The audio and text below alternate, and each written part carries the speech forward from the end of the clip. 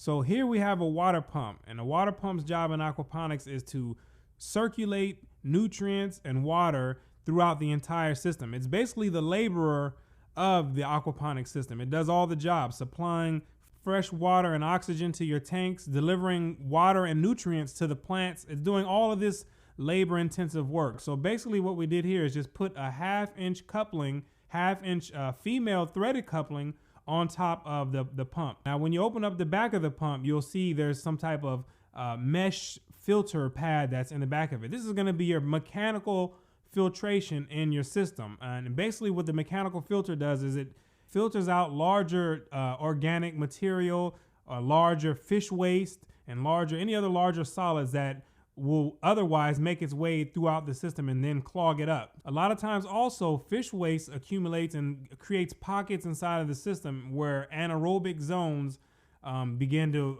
form, and these anaerobic zones begin to deplete your system of nutrients needed for the plants to grow. So this is why we want to avoid having this. So you have to clean out this filter every once in a while and get rid of all of the debris and waste that is built up on it. This is a basic mechanical filter, but there's way more advanced ways to create mechanical filters when you begin to expand your operation and need more efficient filtration methods for your size project. The placement of the pump is going to go inside of the aquatic tank, and in more advanced systems it would go inside of a sump tank, but this is a small build, so it's not that much of an issue. Now we're going to begin to connect the plumbing from our pump throughout the entire system, and we're going to start off using this 14.5-inch pipe that we're going to place on here. Now we're not going to glue the bottom of this pipe because we're going to need to be able to take it off and adjust it whenever we need to clean the pipe. So this is the only part we're not going to glue on this build. And from there, we're going to connect what is known as a ball valve. And this is going to allow us to cut the flow off, or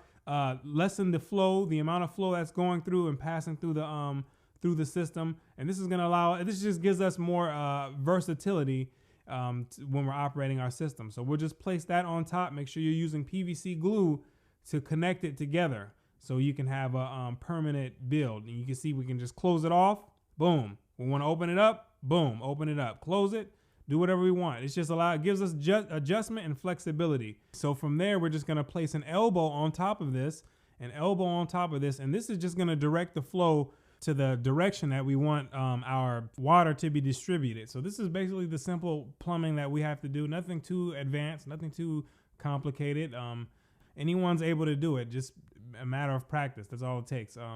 So moving on from here, what we need to do is we need to create another extension. This is an 11-inch extension. It's just going to extend out, and it's going to help connect the our inlet to the other pipes. What we're going to do is take this half-inch T. This is a PVC T, and we're just going to place it on top of that. Make sure you're putting your PVC glue on to prevent leaks and to have a permanent structure. And then from there, this is basically the setup here. And then we're gonna place some zip ties on top of it so we can keep it sturdy, because it's basically right now it's just holding on. The small pump is basically holding all the weight. So we want to help use these 8-inch cable ties, these zip ties, to allow it to have some sturdiness to it, so the pump isn't holding all the weight on top of it. And we're just gonna clamp these on and cut it off right at the top. And then from there, what we're gonna do is connect our other pipes.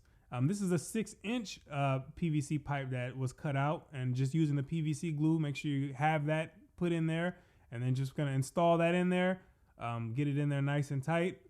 And then from here, we're just gonna place, this is a 1/2-inch cap. That's gonna go on the end of it. The caps go on the end.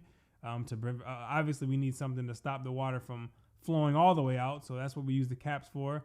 Cap it up, and from there we can begin to do the same thing on the other side. But this side we're using a 20-inch piece to connect all the way across, and you'll see exactly what these are used for in just a moment.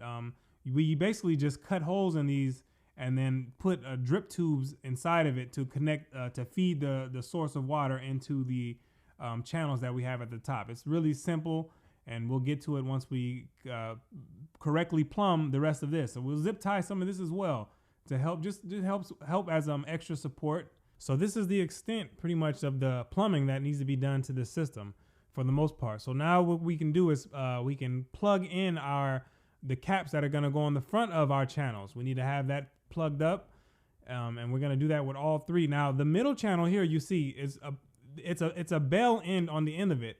And if you use a sewer drainage pipe, you're gonna have this problem. So one piece of the drainage pipe is gonna have a bell on it that the cap will not fit on. So just make sure you recognize that if you get this drain pipe.